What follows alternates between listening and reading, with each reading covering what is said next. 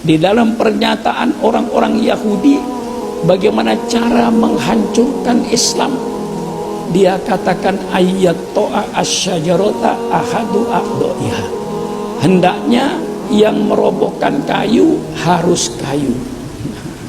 Ini filosofi mereka, yang merobohkan kayu itu harus kayu.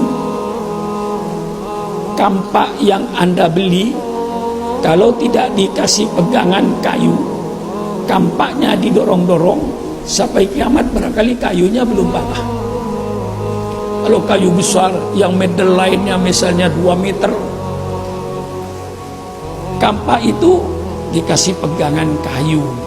Yang dipegang oleh Anda itu kayunya, baru dipukulkan kampak itu ke pohon tadi, baru pohon itu roboh.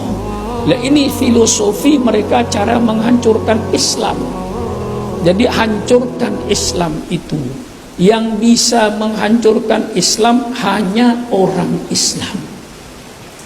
Cari orang-orang Islam yang bisa disewa, cari orang-orang Islam yang bisa dibayar, cari orang Islam yang mabuk kedudukan, cari orang Islam yang mabuk harta, berikanlah pada dia harta sewa untuk menghancurkan Islam.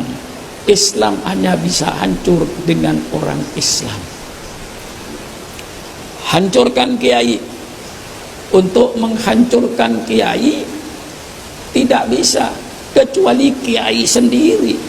Cari kiai-kiai, ulama-ulama yang bisa dibayar untuk menghancurkan Islam dari dalam. Ini saya tahu dan saya baca kitabnya dengan contoh-contohnya. Dengan contoh-contohnya. Ini terbuka. Saya punya ilmu ini. Mungkin ustadz yang lain tidak tahu ilmu ini. Mungkin, ya mungkin tahu. Karena saya rasa kitab-kitab ini tidak bisa dijangkau oleh mereka, karena kitabnya terbatas. Tidak dijual di toko kitab umum. Nah, disitulah kita baca. Untuk menghancurkan umat Islam harus orang Islam. Untuk menghancurkan kiai harus kiai. Untuk menghancurkan habaib, cari habib. Baru mereka itu akan berhasil. Dan disinilah ilmu jangan disembunyikan. Man katama ilman indahu, barang siapa yang menyembunyikan ilmu indahu di sisinya yang dia miliki, aljamahu, Allah akan memberikan kendali mulutnya dengan api neraka, dengan kendali dari api neraka. Wa qala sallallahu alaihi wasallam la'ana min ghairi dajjal akhwafu alaikum minad dajjal. Faqilah wa ma dzalika faqala minal a'immatil mudillin. Rasulullah sallallahu alaihi wasallam bersabda, la'ana, pakai takkid, benar-benar saya, kata Rasulullah, min ghairi dajjal, daripada selain dajjal, akhwafu alaikum minad dajjal, lebih takut saya atas kamu daripada dajjal. Saya takut kepada dajjal, tapi ada yang lebih saya takuti dari dajjal. Wa ma dzalika, dan apa itu Rasulullah? Faqala, maka bersabda minal a'immatil mudillin, dari pemimpin-pemimpin yang menyesatkan. Di sini kata-kata al-a'immah jamak pada imam-imam. Imam-imam yang menyesatkan. Jadi nanti banyak ulama-ulama yang akan menyesatkan umatnya. Ya, karena keluar dari lidahnya ulama, ya tentu orang awam menyimpulkan itu benar. Padahal di sini yang lebih ditakuti Rasulullah daripada dajjal. Rasulullah takut sama dajjal, tapi lebih takut lagi daripada dajjal siapa?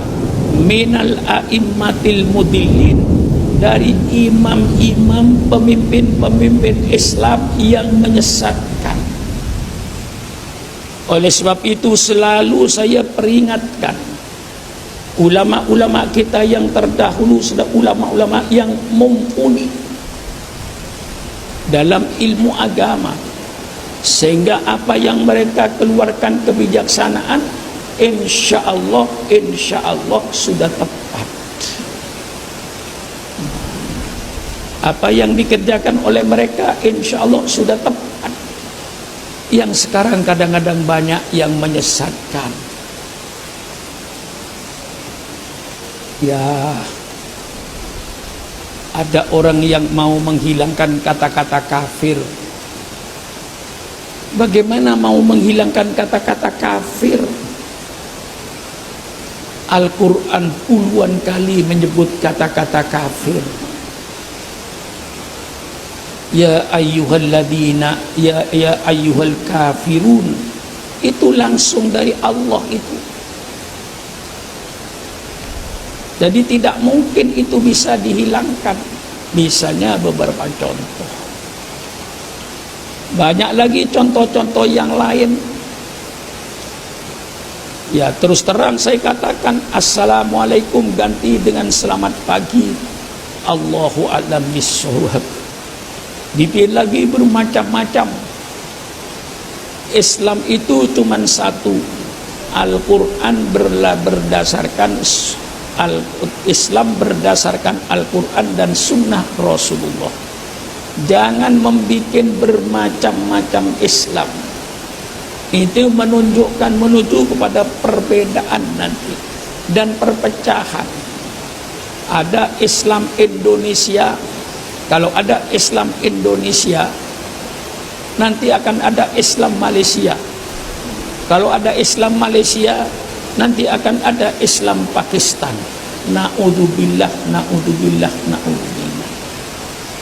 Islam satu berdasarkan Quran dan hadis, dan Islam menerima kebudayaan-kebudayaan lokal selama kebudayaan lokal itu tidak bertentangan dengan Al-Quran dan Sunnah Nabi. Itulah. Selama peradaban lokal itu tidak bertentangan dengan Sunnah Nabi, Islam menerima. Banyak peradaban-peradaban itu yang Wali Songo membiarkan, malah kalau bisa diislamkan. Saya kasih contoh, misalnya saya diundang orang Betawi perkawinan, kemudian saya dikasih nasihat perkawinan. Karena saya datang awal, di stop oleh panitianya. Maaf Pak Kiai, jangan masuk dulu ya. Ada apa? Masih ada acara Kiai, acara pantun antara besan laki dengan besan perempuan, berpantun. Setelah pantun itu sesuai, kemudian masuk. Jangan masuk dulu Pak Kiai, masih ada apa? Ada lagi Pak Kiai, palang pintu. Saya sabar mengikuti dan saya amati gimana peradaban ini, bertentangan dengan Islam apa tidak. Saya timbul pikiran, pantun itu kata saya isyarat orang tua kita di Betawi ini supaya ada persesuaian antara besan laki dengan besan perempuan. Adu pantun dulu, begitu sesuai kuf'un, masuklah. Begitu masuk palang pintu. Palang pintu itu bagaimana? Oh,